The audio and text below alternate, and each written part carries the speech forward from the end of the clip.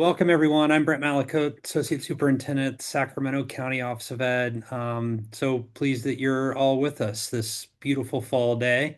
And as I looked at the weather for today up and down the state, I think we're all experiencing some pretty wonderful weather today, and we get some rain coming in tomorrow. So all the stuff.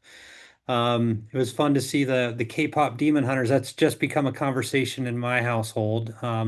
My wife and my daughter love the music. My son's really into the animation. He thinks the animation is pretty crazy, as he puts it. It reminds him of the that Spider-Man movie that was out just a few years ago. Some really cool stuff going on with the K-pop Demon Hunters. Um, so again, welcome.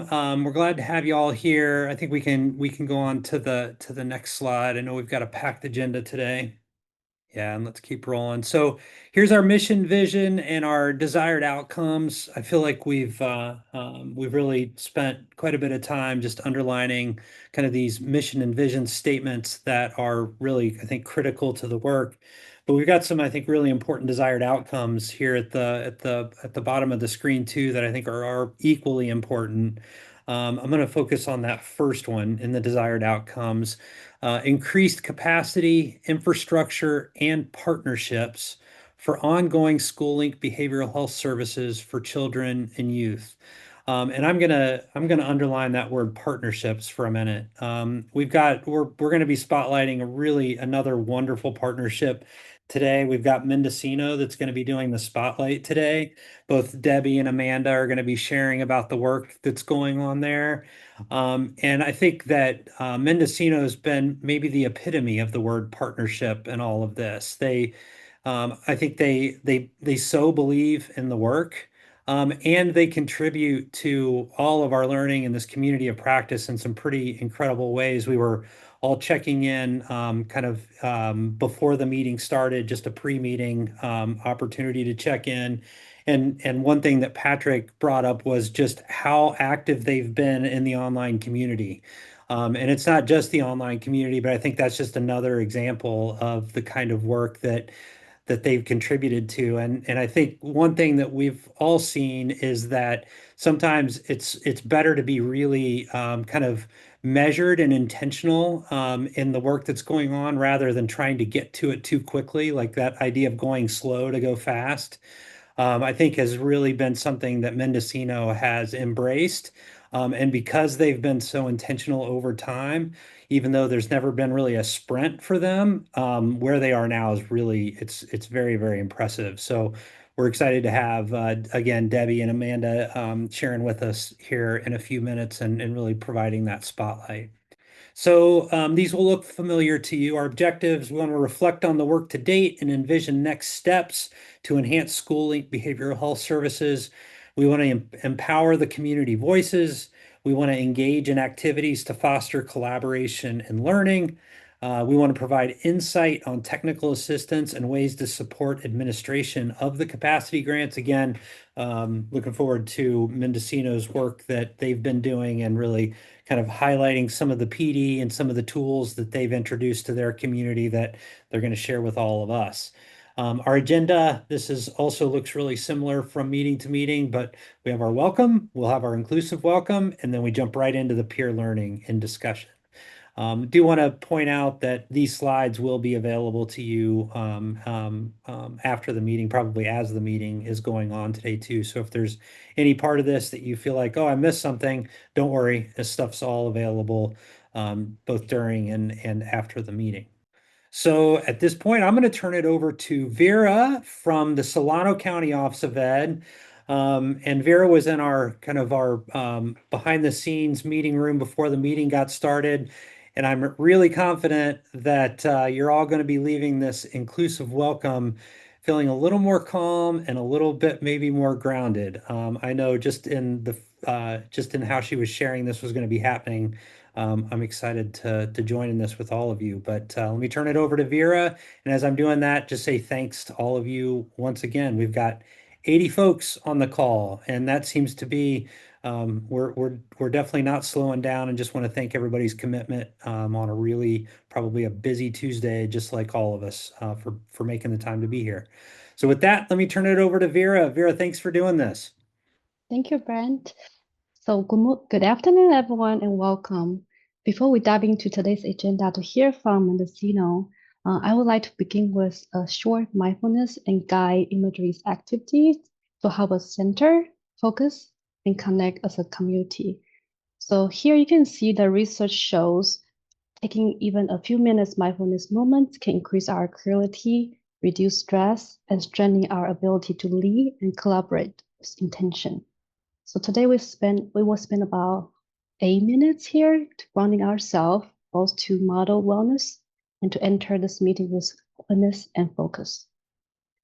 And why mindfulness is so important here, you can see last slide. You can go back to the last slides about student age one. So here you can see student-based mindfulness. You can see here it shows research about studying shows between 10 to 14 years old students. They show significant improvement on their anxiety and stress overall.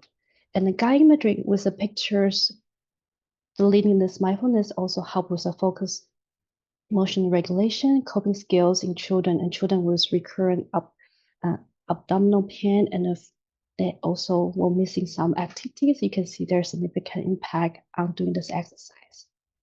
Next slide, please. So how mindfulness and guide imagery is strengthening our leadership. You can see mindfulness also help us to focus as leader, as administrator, and take a few seconds from our busy work can strengthen our connections, mindfulness with ourselves. You can connect to the future nature, going to take a walk for a few minutes during your break also help to recenter our focus here. So let's take a few moments here to get together to pause and center. So if you sit on the chair, if you prefer to stand up, it's up to you. See whether it's comfortable with you. And then please sit or stand comfortably in your chair or in your cubicles or your office. You can gently close your eyes if it feels comfortable or soften your gaze. Take a deep breath in through your nose and slowly inhale through your mouth. If you need one more, let's do it together. Take a deep breath again through your nose and slowly exhale through your mouth. Okay. Again, breathing in calm, breathing out any tensions you have. Now I want you to imagine yourself in nature.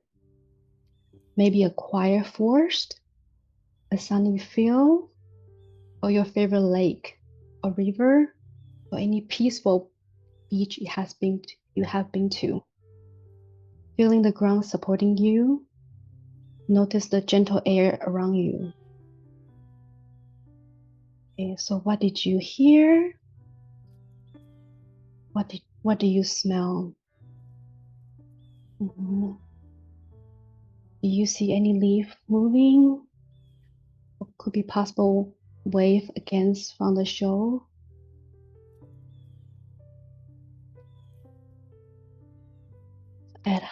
Ahead of you, notice a soft light. And this light represents your focus and purpose for today. As you move forward, feel your mind become calm, clear, and open. Imagine each of us here bring out our own light. And together, those lights form a constellation of shared purpose and connections. Take one more slow, deep breath in. Exhale fully.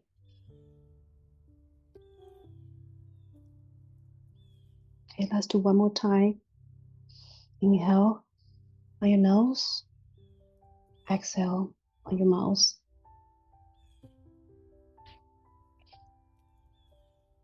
When you are ready, gently bring your awareness back to the room.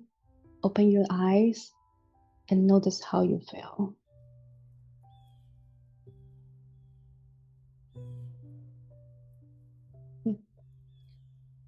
If you like, type one word in the chat describing how you feel right now. Do you feel calm, centered, or anything that comes to mind? You can share in the chat.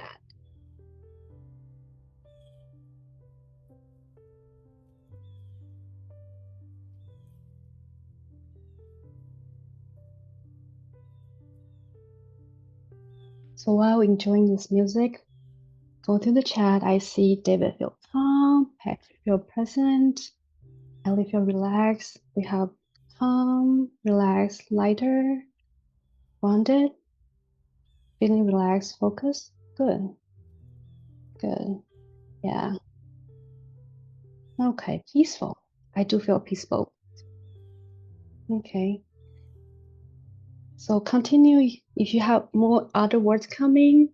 And then here I want to thank you everyone for being present and participating, and help this short exercise remind us of how valuable it is to take a mindful pause, something we can also encourage in our teams, students, and community.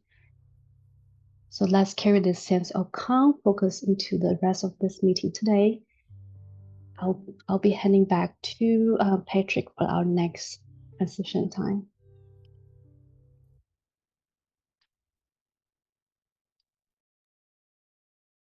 Thanks so much, Vera. What a gift. That was wonderful. Feeling present, feeling in my body, and just feeling so grateful for your inclusive welcome, Vera. It feels so nice to hear from you, and to get that moment of connection and groundedness in community with all of you. Yeah, I'm excited for Vera's presentation next month at our COP in December. Yeah, thanks, Vera. So next slide, please. We're going into our peer learning space now, where we will be spotlighting Mendocino COE, as Brent said earlier. And so just as a reminder, with the structure of our COPs, after Mendocino Spotlight, which will be around 20 minutes or so, we'll have a break. And before the break, we'll do a little breakout room poll just to get a sense for engagement with our breakout rooms. And then after that, we'll do peer learning discussion. We'll have our breakout rooms, and Mendocino will also be in the Q&A breakout room if folks have additional questions from the presentation to ask. And then after our breakout rooms, we'll all come back to the main room, kind of hear a little bit about what happened in those breakout rooms. And then we'll have time to get some feedback from y'all to make sure that we're continuing to really ground and center these COPs and all that all of you need out there and the work you're doing that's so amazing and so important. Really to let you know that we really do look at the feedback form. We have like a booked hour meeting after every one of these that we can look at it and dig into. So please, yeah, love your feedback, incorporate it constantly. And then after that, we'll do an intentional closure to end. Next slide, please.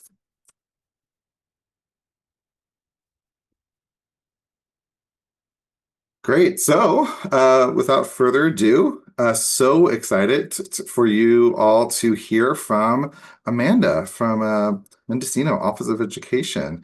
I've said this to Amanda right before we joined, but she has been such a phenomenal partner in all of this work. Amanda's been meeting with me around our documentation toolkit that she'll talk briefly about in presentation. Amanda, I think there's another PLC that we're trying to get started as well with Amanda. So just so appreciate her partnership and so excited to really uplift the amazing work that everyone in Mendocino Office Education is doing right now.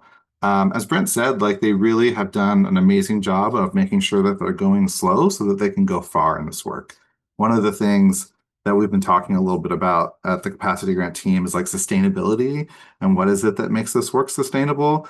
And absolutely what Mendocino is doing, in my mind, feels like this work is really going to last for a long time and really support the community, the children, the families, the schools in really profound ways for years to come, because they've developed so many tools to make sure that they're in a great place to really launch the fee schedule work. So excited for you all to see some of the tools that they've developed and done today. So yeah, as a reminder, there'll be a Q&A breakout room with them, and they'll also be coming to our office hours this Friday. So if you have any follow-up questions, you can ask them there as well. So I will hand it off to you, Amanda. So thank you, Patrick, for the introduction.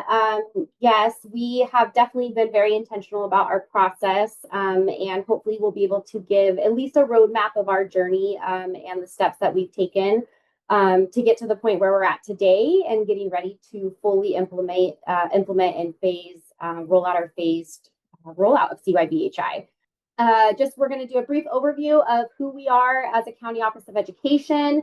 And our LEAs, I'll touch briefly on our population, some of our approaches, and then hopefully, again, really spell out a roadmap of the resources specifically for our rural county. And that's what I really kind of want to spotlight as we go through this.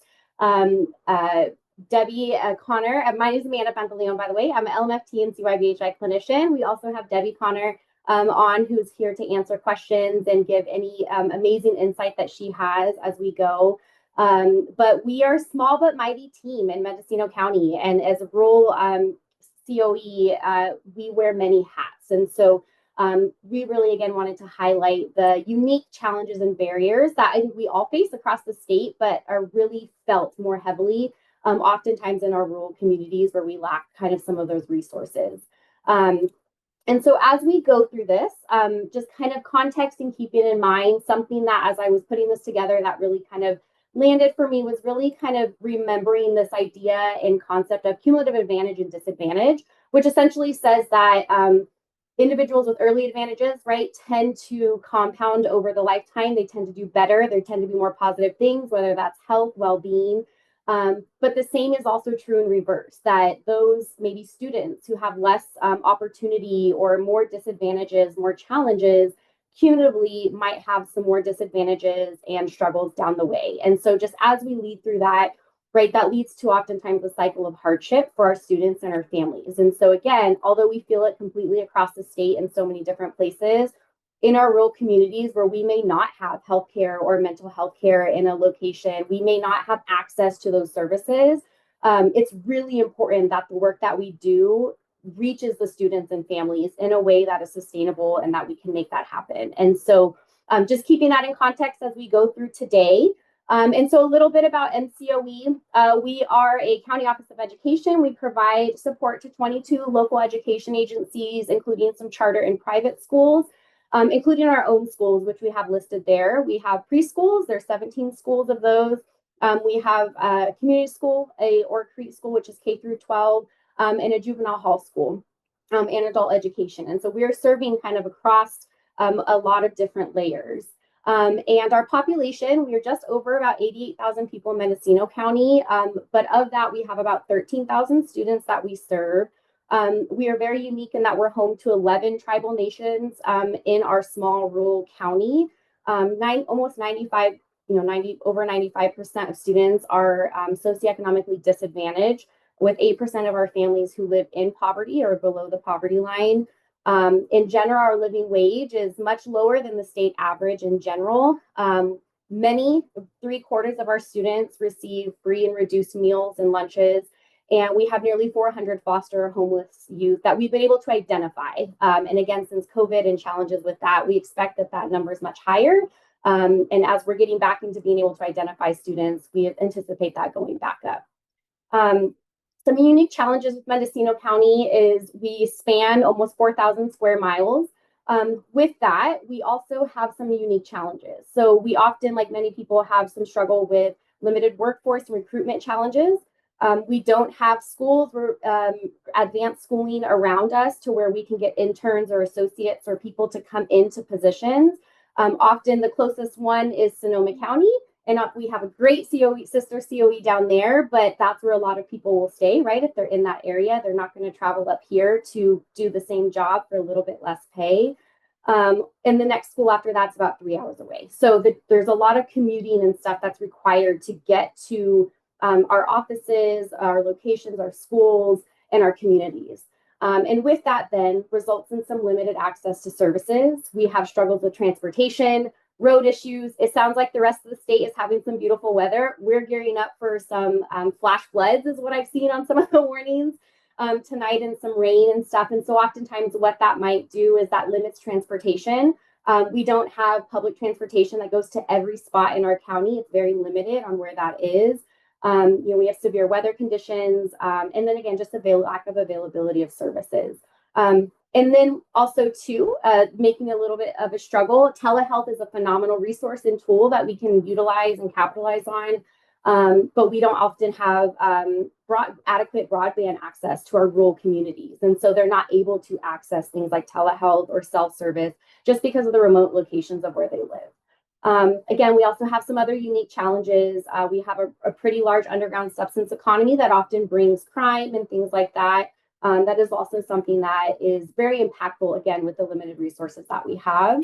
And again, as we know, when families face hardship, the schools feel the effects, and these lasting impacts really is on the students and the families. And so every dollar withheld from our schools hurts our students, our schools, and really then our future workforce and our communities. And so again, this work that we do is really important. And so it's more than just making sure systems are working and up and running. It's really making sure that we are serving those that are most at need and getting access and equitable access to our students and our families. And so, again, this is really highlighted in MCOE's journey and the impact of that. And so, really short, little brief story of context. I had the privilege of being able to serve our community school, our juvenile hall schools last year, and our Ord Creek schools, serving our really most at risk and at promise youth. And in that experience was able to use my experience and my knowledge to serve a really unique population with really high needs, being able to do family reunification therapy, being able to do trauma-focused intensive treatment with some of our students and our families, being able to provide that parenting support regardless of what school they kind of transitioned into. And so there was a lot of really positive things that came from that. Unfortunately, in that journey, at the time when we received the grant, MCOE didn't have the right billing structure or systems in place to be able to capitalize and bill for the services that I was doing. So although I may have served every student that came through juvenile hall or came through our community school, I wasn't able to capture that because not all of them have special education services or weren't billed under other programs. And so as a result, my position was cut. And so in that process, those students lost access to such really vital, important services that they need to function, that they need to learn how to navigate the world. And so fortunately, what ended up happening, MCOE was already looking to kind of advance CYBHI, and Debbie did such an amazing job getting it going and off the ground. And they were able to transition me into the CYBHI clinician kind of role and really with the goal of building some infrastructure and some pieces that hopefully I'll highlight a little bit today and what that looks like. And so again, the really understanding that this work is really important for all of those, even if we're not providing direct services, all of these little pieces matter. And so the easier that we can do that, the more that we can leverage our resources, the more successful we're going to be and for our students. So just keep that in mind as we kind of continue through this. So this is just a brief review. Debbie had already presented on this prior regarding our funding approach and model. And so I'm just kind of sharing it to just note for us, all of our 22 LEAs agreed to participate in our consortium model.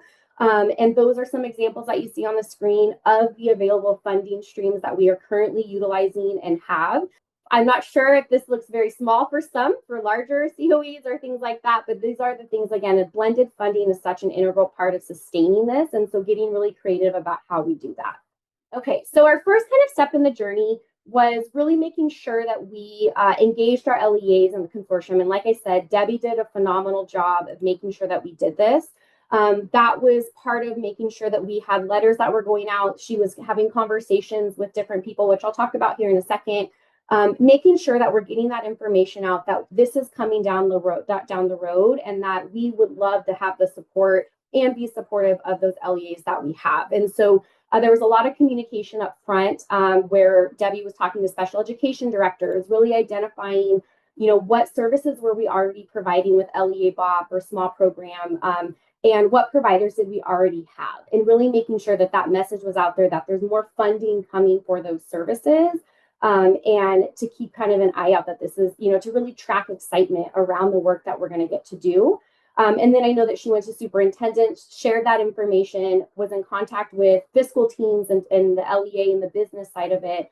Again, really building the legwork and building on the trust and rapport that she had with these LEAs. And so it was a natural agreement for our LEAs to jump on board with this consortium model as we went through that.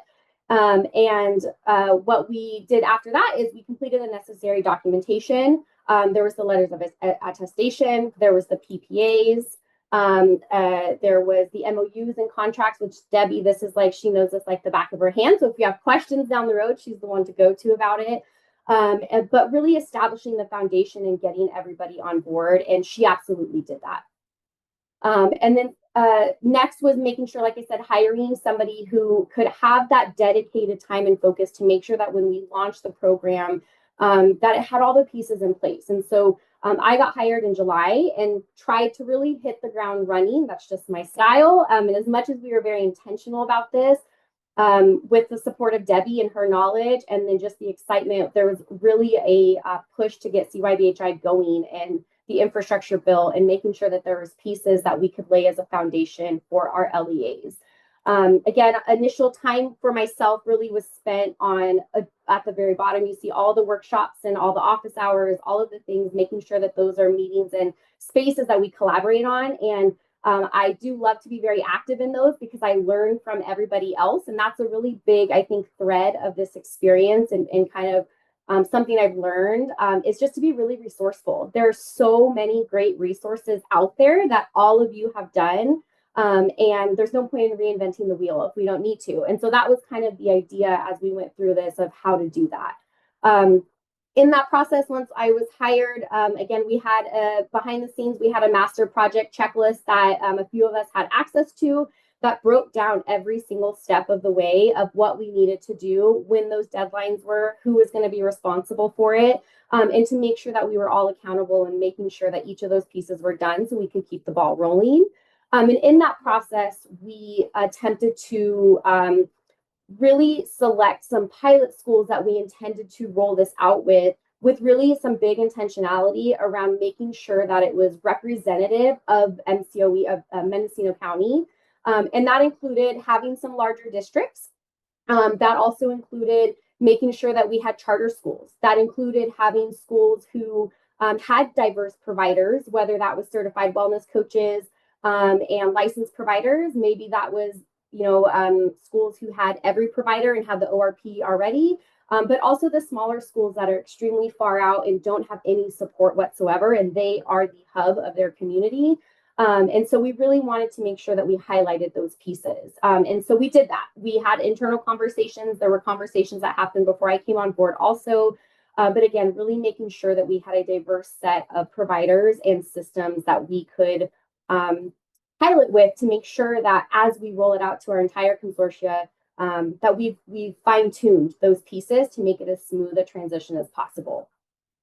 The next step of that, what we did is shout out to Santa Barbara COE and San Luis Obispo. They had some great checklists that they had built out, and we again resourced them, and they willingly shared and shared those pieces. And so we then created an internal checklist for our consortia, as well as a step-by-step that we can share with our schools and our LEAs. At this point in time, because we're still in the pilot phase, we have not blasted this out to our entire consortia. What we've done instead is taken bits and pieces of our checklist at a time and shared them out with really big intentionality to not overwhelm our small school districts. And that's a really big piece, again, for our rural community, is really making sure that we didn't overwhelm them. And so far, what we have found is we've had a few of our school districts who've really gotten behind it and really excited about it and have really appreciated the breakdown of step-by-step. What do I need to do first? Okay, then I need to do this, right? Because the fear was that if we gave it to them all at once, they're going to jump from A to Z and then they're overwhelmed. And then we're just kind of putting Band-Aids on and trying to, manage that piece of it. And so we didn't want to overwhelm them. So we did do really intentionally, kind of gave them breadcrumbs and said, here, this is the first thing, get your NPI numbers done. Make sure you have this. Hey, make sure you get us your provider list. These are the things to start considering as we start to roll out more. And so again, having that intentionality around our rollouts is something that was really important as a part of that process. The next step was then we put out our request for proposal for an electronic health record. And again, shout out to Shasta COE. They had a great RFP that they were willing to share with us again. So not recreating something we don't need to do. And we really just built off of that and tailored it to our needs as a county office of ed in a rural community. And as a part of that process, something that we found to be really valuable, and it was also a great opportunity to collaborate with our partners, was having holding a listening session for direct providers as it related specifically to what they want in an EHR. And so what we found out of that, there was a lot of great information that we got that we were able to then directly put into our RFP as we put it out to the different EHRs, just to really highlight those needs and the unique needs that we have in our community. So that was something that was really helpful. It was very appreciated by the providers. And again, it gave them that platform to say, hey, we're the ones on the ground, boots on the ground running. We're the ones who have to input these services on the front end and document and track all that we're doing. We need this to be really seamless. And so again, making sure that they were able to give that feedback was extremely helpful. And again, integrated into our RFP. As that was going, we put the RFP out. I also, again, shout out to Alameda, again, kind of all over the state, taking different resources, really worked on having consents. And something that was important to us was that we were able to support our smaller COE or our smaller LEAs with these types of documents, because oftentimes they don't have somebody who can create these documents. They don't have somebody who has the knowledge or the expertise. And so the COE is really a primary support and hub to get that information. And so we created with the goal and intentionality of it as universal as we could get. And there's always an asterisk, right? Like always go through your legal, always check things too. There's different things for different LEAs. But we felt really confident after we sent this through our legal that it covered everything and was as simple as we could make it. And so having this available to our COE or to our LEAs has been really helpful. They've been extremely appreciative of it because what we found is that a lot of them really didn't have anything, especially those that were clinical. It was like if you had a licensed provider who knew they had to have consent, they had their own form, but there wasn't a form that was being used or had gone through their own legal or things like that. And so it was extremely appreciated to make sure that we had this as universal as we could make it for those services that are outside of things like LEA BOP or special education services. In that next process, we also then looked at amending and updating job descriptions as needed. Our approach to it was not to jump to creating new positions and certified wellness coaches positions, but more of looking at and leveraging our workforce that we have currently, the workforce that our schools have, because it's very minimal. There's some schools who are at 25% capacity when it comes to their staffing, so pretty low, where they don't have that extra room or don't have people to bring in to provide those services. And so we really looked at those services and providers who were already providing services and really supported just adding some language based off feedback that we received from office hours and things like that, with really making sure that NPI language is in there, the PAVE, especially for those ORP providers, that was a piece that was in there, and then clarifying the documentation expectation, just being more clear and intentional around the language about what that looked like. And what we found is it was pretty seamless. We kind of already had the language. It was just worded a little bit differently. And so right now we are in the process of our HR finalizing those and having those go through union to make sure that they're cleared on that end too. And then the next piece of our process and our journey was really making sure that once we got the foundation ready to go, that we were able to jump into really strategic outreach and communication with our partners. And so that included and is including right now things like information sessions, joining team meetings, joining school meetings to talk about CYBHI and what that looks like.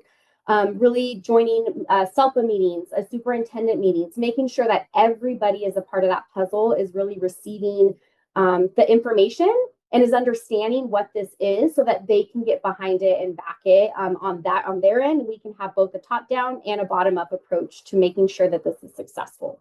As a part of that also is we did our outreach and communication. As a part of that is we started a counselors network community of practice for our school-based mental health providers. And what this will include and is including is provider training. So all things mental health.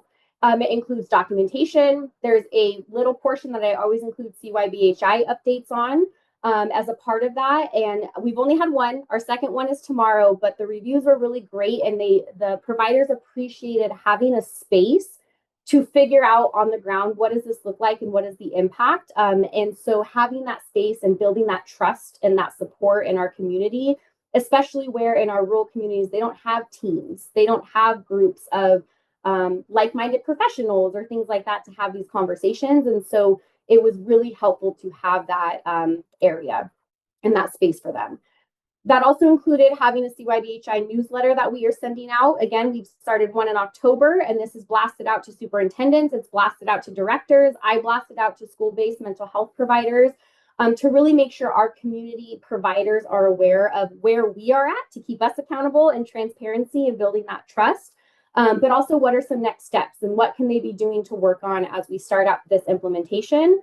And it's been great because we have providers who are getting their NPI numbers. We have again, people thinking about what does their systems look like and really making sure that they have those pieces in place to make sure they're successful.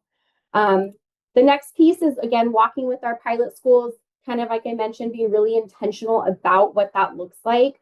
I do want to highlight that one of the barriers that we experienced in terms of in this process related to getting the communication out, talking about CYBHI, talking about certified wellness coaches, amending these pieces, is that worry of, oh no, like this is more stuff we have to do. Like this is more things that we are already at like under capacity. How are we going to fill this?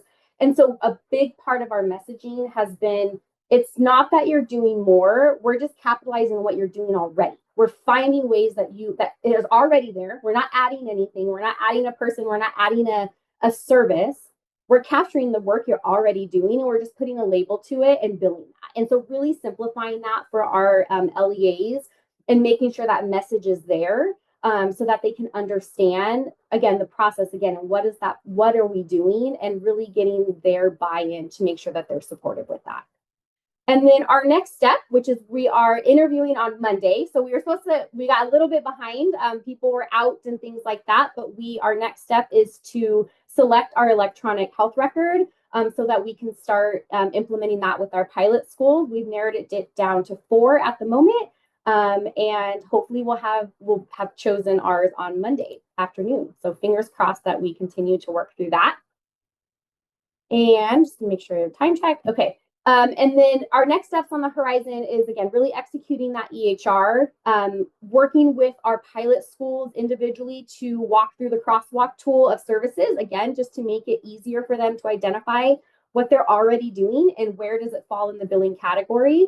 Again, the next step is outreach and campaigning. So not just to providers and schools, but we've talked about social media campaigns. We've talked about being on TikTok. We've talked about being on Instagram. We've talked about making sure we're blasting it, having our superintendent create a message. There's some really great examples that many of your COEs have already offered. And again, we are going to build off of that as our next kind of phase of making sure that we get this information out. Again, our ongoing newsletter, making sure our counselors network is there and a supportive piece of the puzzle. And then I'll touch on the documentation best practices here in a second. But our next piece is really making sure, bigger picture, that we are supporting our LEAs to implement an MTSS or a PBIS framework to make sure that they have a system in place that works for them. And that also, again, can crosswalk easily over to CYBHI, making sure we, again, identify those billable services under the fee schedule and other funding sources to make sure we have the blended funding. And then we've also considered expanding those learning opportunities to certified wellness coaches, to our expanded learning, to our after school programs, because there's a whole other population of people that we can support, and also support that career ladder and step into our world where we are needing those people and qualified professionals. And so the last piece I will close out on is what the other big piece that we've been working on and that I will be training on tomorrow for our counselors in Mendocino is documentation kind of standards or support. And I say that loosely because the DHCS has not put anything out regarding CYBHI specifically, but with the help of Patrick and working on this, what we identified was that is still the big question, is the big worry is documentation from our providers. From the certified wellness coaches to the licensed practitioners, there's questions about what that looks like. And really, again, making sure that we want to be as uniform as possible as we can, and also as simple as possible. Because some of these providers maybe have never had to write progress notes. Some have had to write really detailed ones because they've been in different settings. And so really making sure they have the right information that also align with their board standards and expectations around that, BBS, the camped, amped, all those pieces, making sure that what we are putting out really aligns with that. And so we've created kind of a tool that they can reference to really see what does your board say that you need to document as a minimum, what does Medi-Cal say needs to be in a note, and really then giving some guidance around that in those follow-up trainings to be able to walk hand in hand with our LEAs and our providers. So with that, I think I tried to keep it to 20 minutes as best I could. And so try to go through a lot of information, but I think we are at the phase of really getting ready to select the EHR and hit the ground running with billing for services. We've done the groundwork. We've got crosswalks ready to go for many of our pilot schools. We're just waiting for that selection of EHR and we'll be on our way. So thank you. Thank you, Amanda. Really, really appreciate you sharing the gift of your wisdom with the community. Also so fun to see all the different ways that you've partnered with county offices of education across the state. And I'm sure like many more partnerships to come as you move on to the next steps of your plan. I know a lot of folks are in similar phases of finalizing their EHRs, and that'll bring a whole other set of opportunities that we'll get to talk about as a community. So what we're going to have the opportunity to do now is think about how we want to break into small groups and continue this discussion. And so we are going to do a quick poll to get a sense of, after you heard from Amanda, what breakout rooms would you be interested in jumping into? So you should see the poll on the screen. And after you submit the poll, we're going to head into a 5-minute break. Okay, so just to briefly overview, you can see on the slide, these are the different breakout rooms that we have available. Each breakout room will have a facilitator to guide and document the discussion. Following today's meeting, a summary of the breakout room discussions will be posted to our website to support continued peer learning and networking. When we come back, we're going to ask each room to share out using the Zoom chat, or if we have time, David will see if anyone wants to come off mute. So as you discuss, consider if there's any little areas of learning you'd like to share with the larger group. And then as a reminder, the Q&A is going to be here in the main room. So if you want to stick around and talk to Amanda and Debbie from Mendocino, all you have to do is just stay where you are. And then they'll be here in the main room starting in about 2 minutes. And if you're confused by everything that I just said, also stay in the main room and we'll chat with you about how to move into a breakout room or head on somewhere else. So we're going to go ahead and launch those breakout rooms now. They're self-select. And so you go ahead and select the room that you're interested in joining. All right, well, we'll go ahead and jump on in. Thank you so much, Amanda, for having all this wonderful information. Can you go ahead and stop sharing the screen? That way we can kind of see a bigger screen of our colleagues in the space. I think we have some time now for Q&A. So Amanda, thank you again so much for providing this amazing overview. There was so much in it. Oh my gosh, so impressed. But I'd like to go ahead and open up the room to see if folks have a question or a comment that they would like to share with Amanda. This is Vera, and I just want to say I really appreciate how comprehensive Amanda and Debbie you have done for Mendocino. It's very impressive with all the communication, all the training identified, and then and I'm presenting next month, so it made me feel like what else I can present. I think it sounds like you covered all. I have a question about documentation support and training because that's the part I'm going to organize one for our LEA. I just want to know your approach to different credentialing because I'm MFT myself, so my clinician also MFT. So if we're going to provide training for school counselors or school psychologists or wellness coach, just want to know how your documentation training set up. Are you do a target group or how the documentation you're going to do? Just make sure it's universal enough. I heard you say universal as much as you could. Just want to hear your feedback and your plan.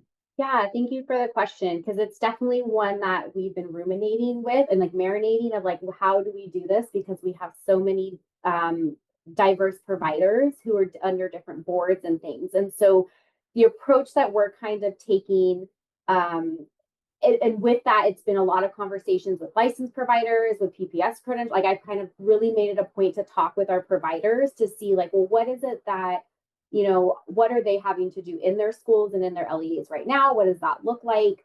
And then also then looking and talking with Patrick, we kind of took the approach of starting from the top down. So that way, if we're going to be as universal as possible, that we can meet the like best practices and ethical standards and things like that for documentation for the licensed providers.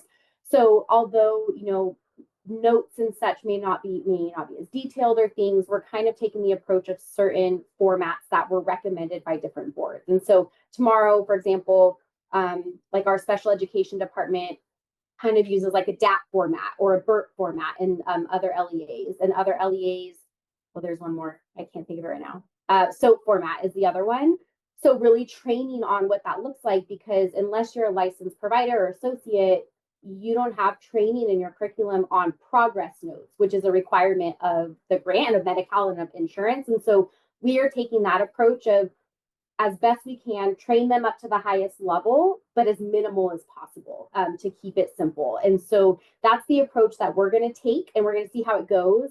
The biggest pushback we've gotten has been from like the non-licensed providers who haven't had to document in the same way before. And so it's like, that's the biggest pushback is like, I don't have to document, or I haven't had to up to this point.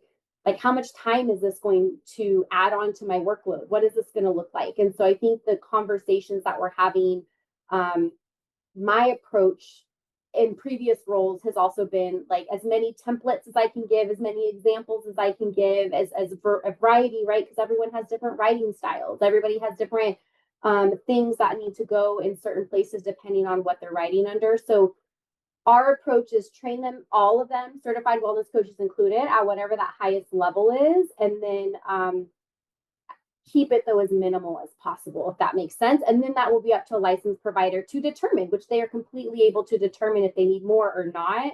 But at least we'll have everything that we might potentially need for any insurance or any funding stream will be covered. So if we need to switch something and, oh no, CYBHI isn't what we'll bill it under, we'll have it covered already, and there won't need to be any changes to the providers.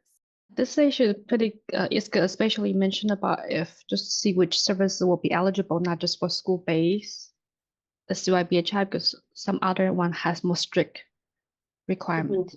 Amanda, that's amazing. Thinking about your examples and your like protocols, you could lift that up. And I mean, that could be a whole series of training for different level practitioners. Here's a sample of an example, high level note taking to refer back to. I just think that is an amazing example. Look forward to seeing some of those examples in the future presentations. That's great. Amazing. All right. Anyone else care to ask a question? Feel free to raise your hand or come off mute, or you can put the question or comment in the chat. Hi, Amanda. So first, this is Thelma, and I'm from Mendocino County Unified School District, or Mendocino County Office of Ed. So first, I want to start by saying, amazing. I was so impressed with the way you, how you took everything step by step, and I can understand and follow your progress as you were presenting. So my question is about documentation too, because we have PPS counselors providing services, and they will be doing hopefully most of the billing for the services they provide. And some of the questions they've been asking me is like, okay, now I'm talking about academic stuff and trying to problem solve.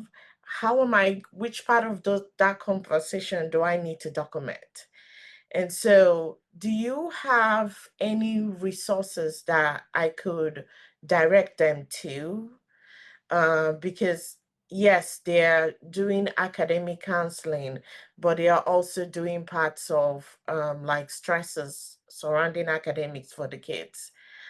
So do you have any resources that I can send to those providers? Yes, but also I can give you examples that we're working on right now, but I would encourage it to be something that is looked at per LEA or per provider, whatever it is that your COE looks at. Because I think like the crosswalk of services is the most beneficial, or I find helpful because it'll kind of break down like what a school counselor does and what this generally is they're doing and what that might connect to as a billing code is like, because I think it's going to be different for every LEA. And so that's our approach that we're planning to do, is to have a crosswalk, hopefully a master at some point. I don't think it'll be that it's super diverse, but our intention is to meet with those schools individually and give them the crosswalk tool. And I know they're working on it and they're updating it. We're updating. I think they're supposed to have it by January or February or something. I've heard that they're working on like an updated version. But I do have an example that was shared from a COE. I don't know which one off the top of my head, that Patrick had shared out that is extremely helpful, because it breaks down all of the different things that those providers are doing and gives an example of that. And so I would say using the crosswalk tool and then training, because that's what I think is like having that foundation, and then working hand in hand with the schools to help them identify what they're doing already. So I can reshare that. I know Patrick has that, and there's a crosswalk tool that I think Capacity Grant initially put out, but there's another one that I've received that is so detailed and I love it. but the feedback, right, is that DHCS hasn't like approved that this is what it is. This is still all up to interpretation. So that's what I would caveat, is like it's really up to interpretation of your LEA and what you are determining is eligible, because DHCS hasn't given guidance on that. Yeah, I do like the crosswalk too, because we did use something similar for the wellness coaches, their current job, what they're doing, and what the wellness coaches are doing.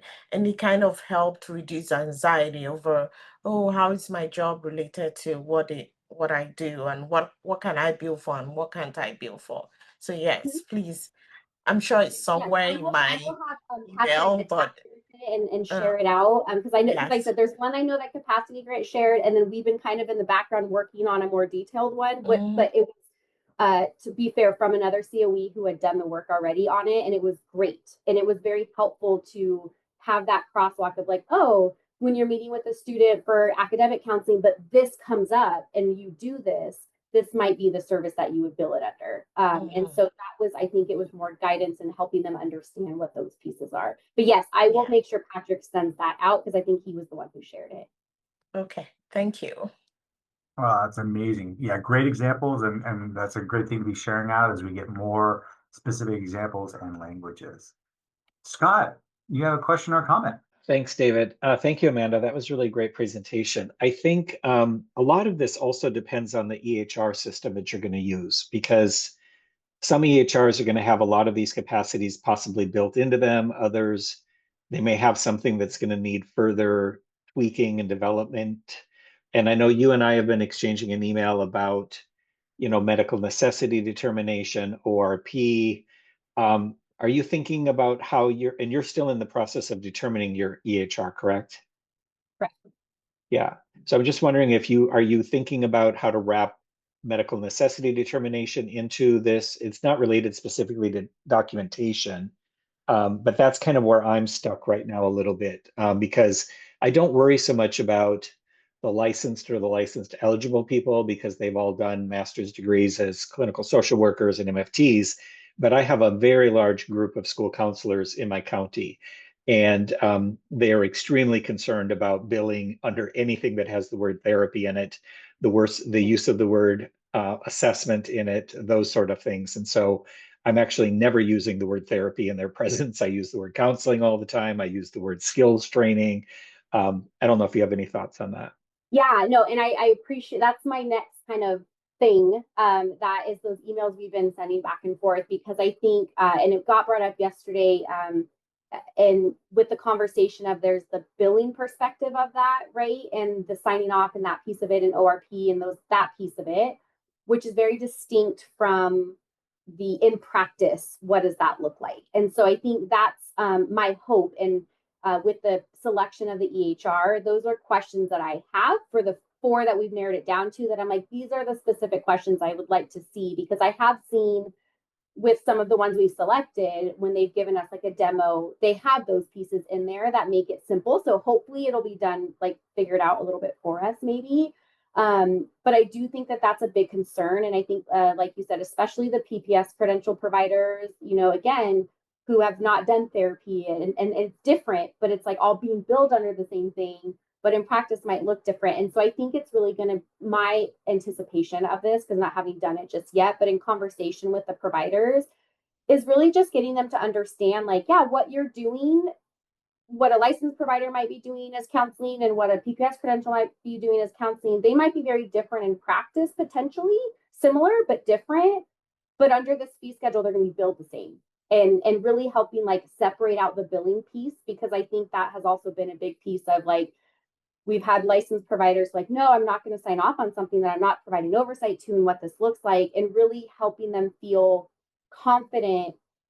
And also, too, to be fair, like, look, what are those systems in place that can help those providers and ORPs feel confident that, hey, I'm doing enough oversight of it, like, and it's separate from clinical supervision, and what does that look like?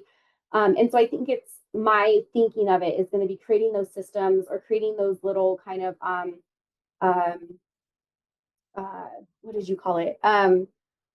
Decision-making tree, right? A decision tree to say, okay, this is medical necessity. Does it meet this, this, and this? To really make it simple for those school-based counselors and providers to determine those billing pieces in that. And then I think, again, having those conversations of like the clinical piece is that extra piece, I think, that we just haven't touched on enough. And I'm looking forward to exploring that more with how that looks. And I have a feeling it's going to be more of a on the ground system for each LEA of like, do they have that incorporated?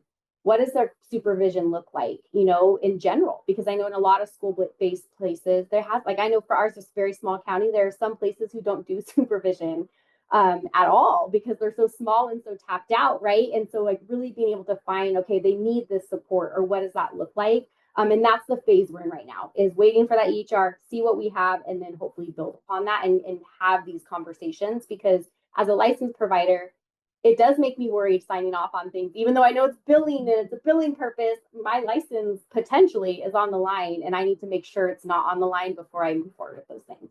Well, and I am having a meeting tomorrow with our EHR because I wasn't satisfied with basically the protections they had put in place. And so, I've said, I'm not going to allow you to put my ORP on dozens of people's claims unless I get to see something. And so we're going to be meeting tomorrow to blow that, expand that out, what that looks like, that at least annually I have to receive something that tells me the profile of the student, what are the overall concerns. And then just my final comment on, especially the school counseling population. I'll be training them, the first cohort of them, 2 weeks from tomorrow. And I think I'm going to be leaning in less using words like billing and more around, here's a new way we're going to be documenting, and keeping it focused on documentation, and let the system figure out what is billable and what's not, that you don't have to worry about that. Thank you. No, good luck with that. And I appreciate that. I'm hoping, that's definitely something that my hope is with that selection of the right EHR, that, like you said, that will do it for us. That, again, that's the goal, is that providers just keep providing and doing what they're doing. And so there's no change other than, okay, now you have to use this EHR, and hopefully it's simple and streamlined, and you have got drop downs and checkbox or whatever that might look like in a perfect world, right? So that way, again, really nothing is changing. It's that you're just documenting it differently. And I totally support and agree with that. And I'm hoping that that'll be part of the messaging we have too. Oh, that's great. Great dialogue. Great lifting that up, Scott. Look forward to hearing how that training goes, and maybe you can share some of that learning with us at a future date. Brent, do you have a comment or a question for Amanda? Yeah, a comment and maybe a question. Amanda, like you've heard from everybody who's been able to come off mute, amazing presentation by you, and I'm sure Debbie was contributed to that as well. That was really, it was just a great look into the work that's been going on, the timeline, just so clear. Just wanted to share some appreciation. I put it in the chat earlier too, but I was struck by how you've borrowed and leaned on several county offices of education in some pretty significant ways in the way that you're building out what's going on in Mendocino right now. You mentioned, I wrote them down, San Luis Obispo, Santa Barbara, Shasta, and Alameda were all called out in the presentation. And I'm wondering from we're trying to make this kind of this community better, this network better, that there's opportunities for sharing and being able to do more of what you've done. Was there a way that you found out about the good work that's happened in each one of those counties that's really stood out that we could learn from and we could replicate to try and like create an experience like you've had with getting the information from these four? I'm just thinking about kind of our system and improving it to lift up what you guys have done and how you've been able to get these resources and these learnings from these counties and replicate that. Yeah, my approach specifically, I don't know, I'll let Debbie speak to how, because she has some really solid relationships that I know that she leaned into. So I think relationship is a really big piece of it. But being a new person going into it, I really went into it with like, I can always ask and people can tell me no. So if I say, hey, give me this, or if you have all these pieces, and they're like, oh, no, that's fine. But I can get something from it, or I can have a conversation. And so I really took the approach of asking and being transparent. And as Patrick knows, I talk quite a bit because I'm an external processor and I have to like get the information and see it. And so that's really what I did is I just listened in these groups at first. And whenever there was this tool, I quick sent an email and said, hey, you reference this. Do you mind sharing this? Or like I said, I know Scott had referenced like creating a decision tree, and I immediately just sent him an email and just said, hey, would love to follow up on this, or if you have any tools or resources. And so that's what I did. And then I compiled it into my own kind of masterful, which is I always just have a library of different resources that I just kind of compiled. And the ones that grew into something then became into like an official file. And then I would share out with people kind of thing. So I had examples where I'm like, ooh, this is one consent. Ooh, this is another. What are the pros and cons of that? And so a lot of that was just getting it and then sitting with those resources and really fine tune, like with going through them and seeing what works for us and what's not going to work and questions. And so I just found like being curious and asking, and then just knowing that people can say no if they're not comfortable, and that's okay. And it's the same thing with trainings. There's been some people who have been like, they're doing these great trainings for providers. I'm like, can I join? Like, and they're like, sure, of course. Like, I don't need to participate. I would just love to be an observer. And they're like, sure, just come. That's totally fine. And so I have found just asking and being engaging. And again, if people want to say no or they're not able to because they're so tapped out, then they don't respond. That's okay. But at least I've asked, and I have found that I've had a lot of really positive responses from our sister COEs. And so I haven't had anyone tell me no yet, knock on wood. But yeah, that's my approach, I guess. I don't know, Debbie, if you have anything related to that. Well, I think that honestly, from the beginning of our SB-HIP and working with partnership and working with Paul Richmond and just really leaning into those work groups that we had. And then of course, CYBHI comes along, a little about 18 months, 24 months after we started SB-HIP. We already seemed to have a strong network and a strong community that just kept expanding, right? And it's, as soon as one person started hearing about what might be coming to their COE, people started joining in, right? And so I think we all had a strong need to be curious and involved, and to the point where, thank goodness we got Amanda, because I have another full-time job here. So it was getting to a point where I couldn't make every meeting, and yet there has not been one meeting from any of the agencies, whether it's with Paul and Mark with partnership, whether it's through Santa Clara and Sacramento and DHCS and all the different partners, there has not been one meeting that could have been missed, right? So just really recognizing that continual involvement with all of these different work groups is really the path to success. And so we appreciate these opportunities. And Brent, as far as how you can pull that together in a way like Amanda has done, I think you're doing it. And not only by having these meetings and then the communities of practice and all the different opportunities that might fit the different learner styles, seeing you in person at different meetings and work groups and conferences, and Thelma with her Roots of Wellness that Amanda and I didn't get to. We were the two back at the office missing out on a great session that was up there. But, you know, having all of these teams who are helping to lead us be at the California School Health CHSBA,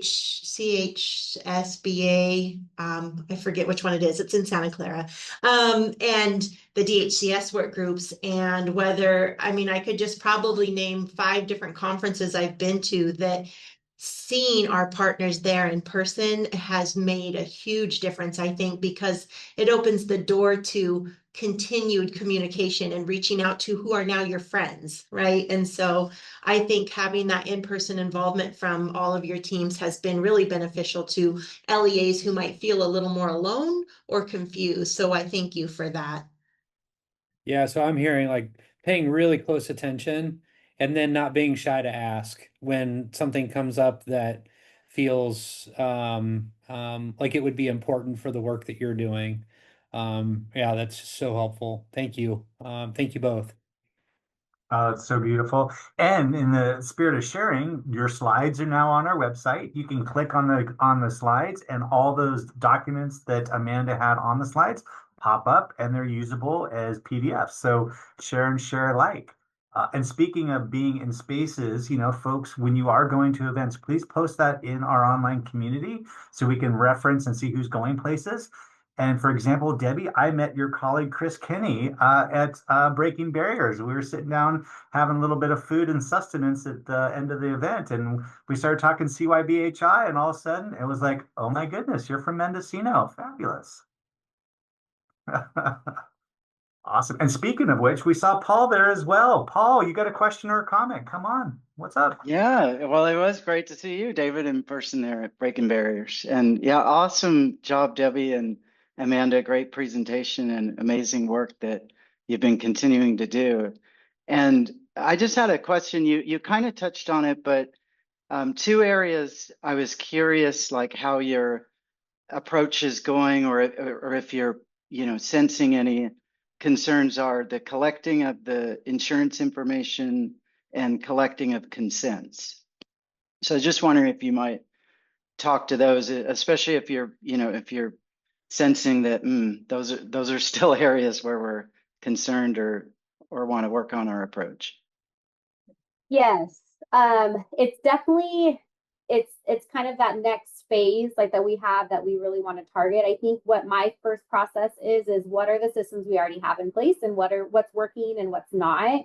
Because to be fair, a lot of our LEAs have great systems in place and they're getting consents. And so it's just going to be making sure as we work with each of them that they meet all the standards and things like that. Because there is like I said, a lot of our schools, like our larger district, gets a lot of that stuff at the very beginning of the school year and has their system to get that elsewhere. They have family liaisons who work out and get that. My concern personally is more of our rural communities who don't have the resources or who don't have those pieces.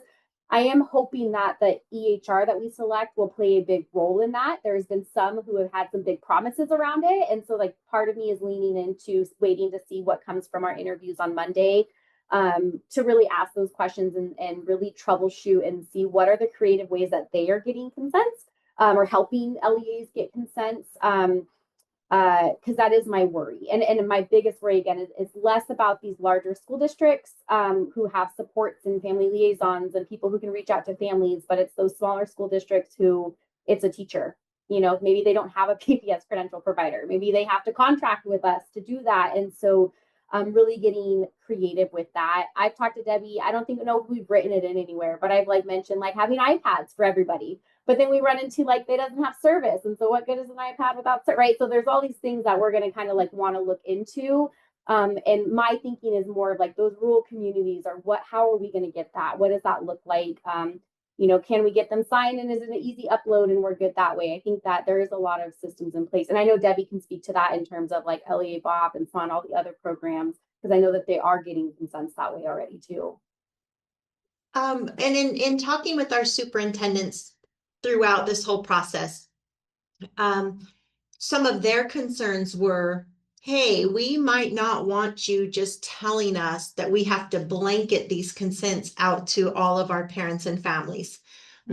We may want our relationships with our parents and families held at the really individual level, to where, almost following the IEP model, some of our districts are saying we would be much more comfortable gathering consents and release of information for insurance information at the time a service is known, or at the time we start working with the student or family. So across our consortia, we may have a variety of ways that that information is being gathered based on the preferences of the superintendents and how they feel is the best way to support their student families.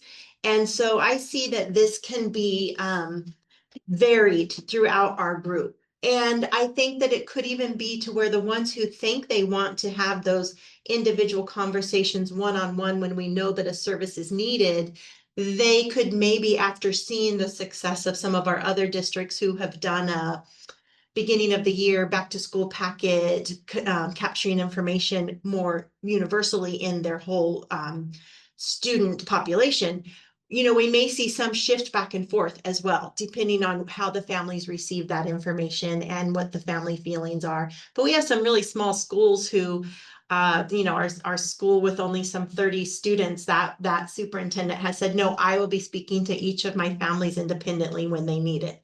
Right. So, and we're going to honor that, but we'll have the documentation available either way they want to do it. I think another thing that's important is, I've done some work in the past year or 2 or 3 with some advocacy groups and with some lobbyists, and we've worked really hard to get DHCS and CDE to do what we're all doing and partner together and try to build a whole system of care for students.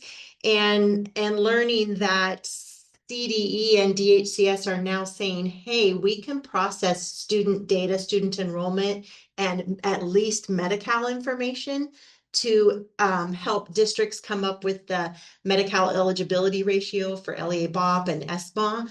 I think that is a big step forward as well, to where maybe we aren't gathering every bit of information for Medi-Cal because the 2 state agencies are able to start doing that themselves.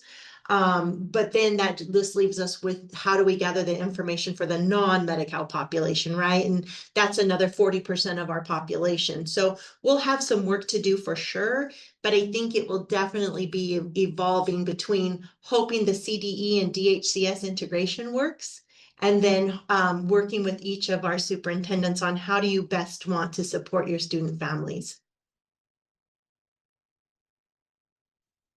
That's really helpful, Debbie. And the way you described that superintendent or principal wanting to make family connections, I mean, that's really beautiful and honoring that small community feel. I can imagine that over time in future years, as they gain a deeper relationship, it might be more of a standard process to get those acceptances in the future, because it's like, oh, well, we've already crossed this bridge, and it's just how we do business now. That's great. I was also noticing in your pilot experience, I'm curious to see some of the essential learning that you've learned so far. And I noticed, and it seems like you're working with a charter school as well as an elementary school. Have you thought about bringing in also a high school district to experience some of that pilot? And are there things that are part of that we just don't know about? You want to answer, Debbie? Well, so Amanda and I would already have about 5 or 6 different school districts on board. But we have our new director, Chris Kinney, who you've met, and he's helping us to go maybe a little slower than what we would intend. But we definitely have one of our very most remote school districts, Round Valley Unified. One of their staff members just recently became a certified wellness coach. So that superintendent is ready. She is contacting Amanda and I every week wanting to know when can she start. And then we have our Fort Bragg Unified, who got the CYBHI Certified Wellness Coach grant, right? So they've been working on certified wellness coaches now for about 18 months or so. And so they are very ready as well, and they're a preschool through 12 district. So we have sites ready to go. our new director wants us to start a little slower. Amanda and I our energy levels are different maybe around this team, but that's okay. And so we'll start with these two small units, an elementary school and then the charter, which is also an elementary school. But I can foresee that within 60 days of our launch, that Round Valley Unified will be on board. If for no other reason that superintendent will not take no for an answer, which is wonderful. Amanda and I are like, yes, we want to serve the customer, right? And so where we might have even internal barriers on our progress, when we can keep sharing out information with our partners and then get the question coming in from them to our team, it lands a little differently and gives us a little bit more leverage to open up the project. So we're working on it. We're definitely working on it. And I think 60 days after we start with these two small schools, we will be in some K-12 districts across the county, probably 3, because our southernmost a district that is also an preschool through 12 plus has a charter school across the street. They just contracted with an LMFT who employs 2 certified wellness coaches. So they too are going to be ready and they want to start seeing how they can get reimbursed. So we're there almost, like we were so close, but we'll definitely have some full scope districts on board really soon. That's great. And I think Brent nailed it in the chat. Go slow to go far. I think Debbie and I are over the slow. We're ready for the fast lane is where we're at. So hopefully this EHR shoots us and projects us fast forward, and no tickets on the way. You've got your endurance and your base built up. You're ready to go fast and far is where you're ready to go. Marathon training, right? Oh, that's awesome. Good deal. All right, folks, we got a few more minutes. We still have time for other questions or comments for Amanda or for Debbie. Good to the order. I might jump in with one more question. It's all right. Sure. What else are what big questions do you have that are still unanswered? Like what's out there for you that really need to find this out to keep moving forward? I don't know. Do you want to go first, Debbie? You're gonna sit and know. Okay. I get Debbie spoke to it a little bit, but I think Debbie has done so much work and has the knowledge that I feel like we have a very solid foundation. I guess my biggest questions or worries is the providers, having been a provider, and then when these changes come, and so that's my biggest, and that's what I feel like I'm bringing is hey, what about documentation? Hey, what about supervision? Hey, what does this look like in caseloads and all of that piece of it? Or in our case, right now, we're trying to figure out there's some small districts who don't have ORPs. And so having to contract, and who are they going to contract with, and what does that look like? We're kind of figuring those pieces out. I feel really confident that once we figure out the EHR, the bumps in the road will be Carolyn changing their provider list after the 100th time and then updating that. There are little things that I feel Debbie's team will have to navigate on the back end with billing, which is not my world. And so it's more of, I think, my biggest worry, and I think questions are around really getting providers on board. We have a plan to do that, but I think getting them on board to do that extra documentation piece, because that seems to be the biggest pushback. And actually, one more thing would be the certified wellness coaches. And, do we pay them more? Do we give them stipends? Is it actually more that they're doing? Just questions around kind of jobs and job descriptions, which we're working on with our union and stuff right now. But those questions of we've had superintendents or some who say, well, why should I, get this person certified if I have to pay them more for doing a job that someone else already is doing at a much lower level of pay? And so I don't have answers to those yet. So I think that's what I maybe would be looking for and interested to see how other districts are navigating those pieces. Because that is I think it's a very legitimate question. And I think on both sides, there's arguments on both sides. And from a recruitment and sustainability, we got to pay our people more. We got to pay our teachers more. We got to pay the people on the ground more. I feel very strongly about that. And yet I also understand the business side and where they're coming from with that piece of it. especially in a rural community where we don't have just, the money or things like that as easily accessible as maybe other places. So I guess maybe just how schools are navigating that piece of it. Are they adding stipends for ORPs because it adds that extra piece of oversight? And what does that look like? And does it change caseloads? And I think more of those minute details, which will be the on the ground questions once we really get into it, I think are what I'm anticipating. That's great.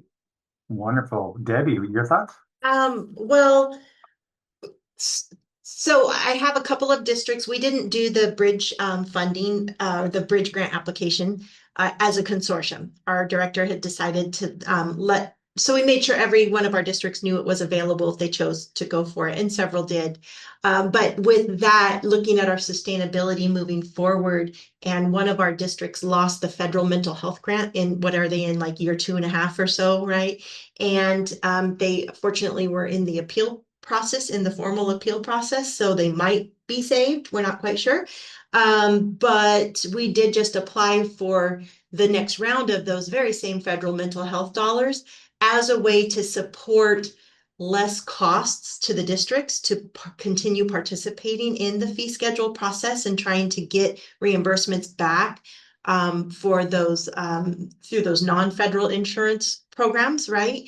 And so looking at blending and braiding and continuing to sustain this project,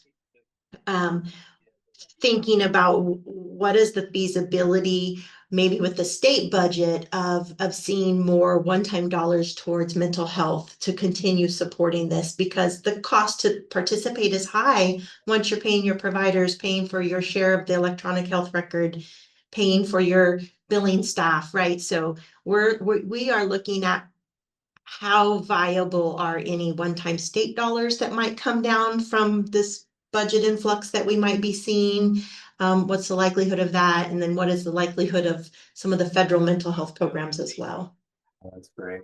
Well, that's perfect timing. I think we have our groups coming back from the other breakout session. So again, thank you so much, Amanda. Thank you, Debbie.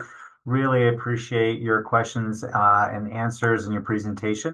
Very cool. So for folks coming into the session right now, you might have been coming in from one of the other breakout rooms. We're excited to have you back. And just as a recap, we had some great questions and answers. And Debbie and Amanda will be here on Friday in our peer learning to provide some questions and answers and some follow-up. So if you missed it, don't worry. They're here and they're going to be able to provide it this Friday for you. All right, we're going to wait for just another moment just to make sure folks have a chance to come on in. And it looks like we got a few more coming in. So again, if you're just joining us, as a quick reminder, our colleagues Debbie and Amanda will be joining us this Friday at our peer learning office hours as a chance to provide some questions and answer time. So if you were in one of the other breakout rooms and you missed their chance to ask some great questions, don't worry, they'll be here Friday, and I suggest you ask because they're full of some great things. Oh my God, not like I'm going to share a spoiler alert, but ask questions about documentation. Their answers are amazing. So you got to show up on Friday to get those great questions. All right. Well, this time, folks would like to share some of their thoughts around their breakout. Feel free. You can post it in the chat, or you could come off mute. Maybe some takeaways or appreciations that you may be thinking about from your discussion.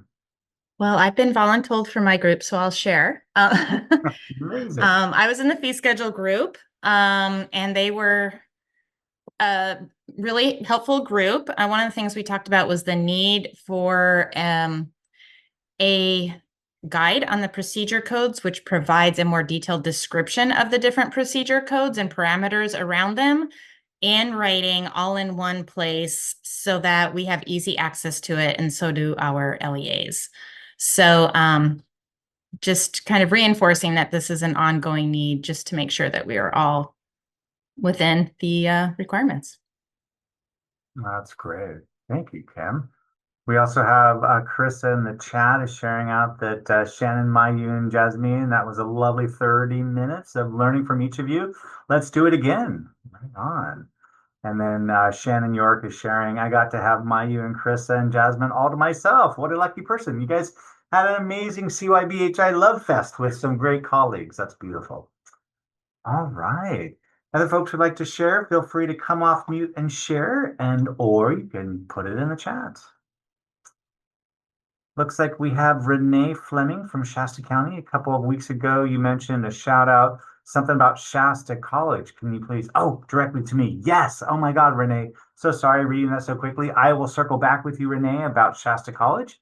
So that's David just reading a one-to-one. All right. Danielle shared with CWC Workforce and Expanded Learning. Lots of questions around documentations, recruitment, and role clarification. Folks in the breakout room are in a pre-implementation or early implementation and are eager to get started and build momentum. Important to figure out expectations and requirements to ensure that claims will be accepted. Thank you, Danielle. That's great. Amazing. All right. And Renee, I will circle back with you, I promise. All right. Well, at this time, our November community practice, we're coming to a close, but we always want to have your feedback to share your thoughts and ideas about what works for you, what would you like more attention to.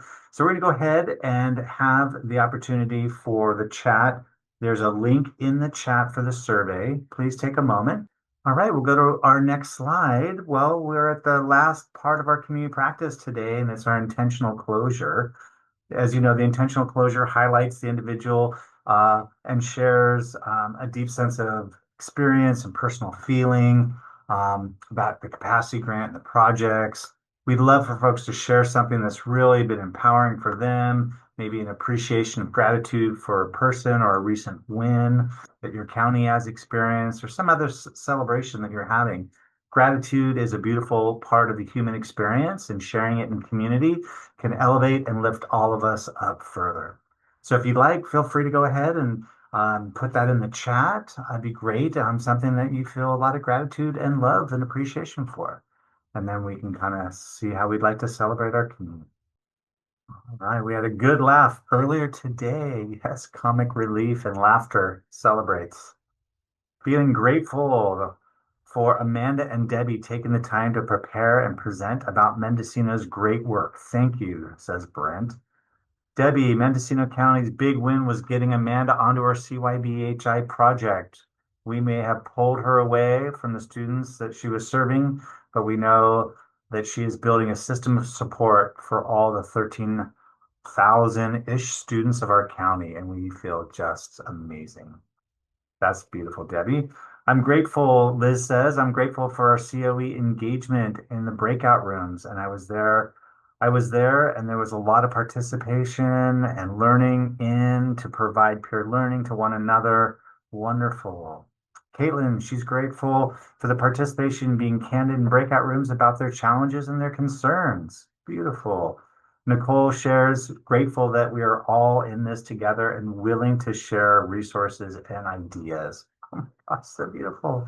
We've come so far in the almost 2 years we've been doing this, everyone. Amazing.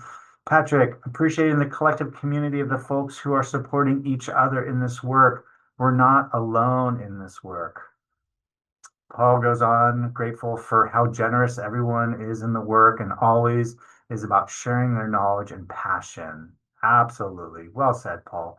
Savannah shares, grateful for Jean at El Dorado for always being a great billing resource. All right, Savannah showing us the money details. I love it.